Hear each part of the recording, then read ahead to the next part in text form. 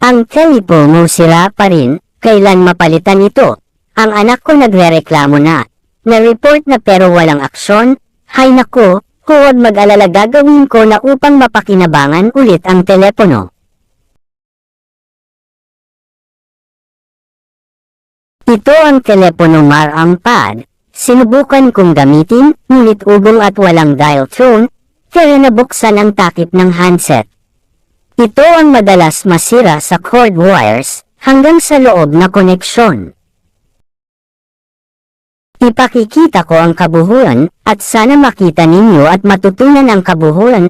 Tingnan ang mga koneksyon at kailangan gumamit ng tester, upang ang continuity o daluyan ng signal, ay makarating sa microphone at headset nito. Pagmasdan ang apat na wires nito, ay may iba't ibang kulay, ang pula at itim nakakabit sa microphone, at ang green at yellow sa headset nito, dapat may continuity ito.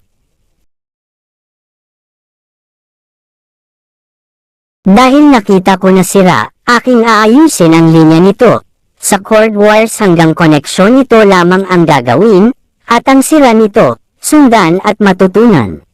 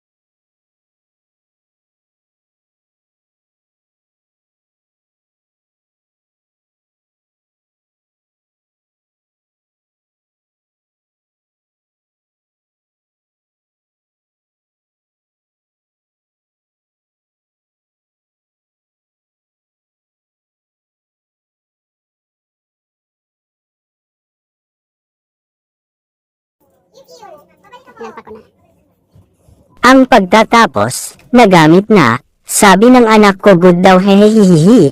Ito po si Nonoy Rivera, ng Work Upload, salamat po.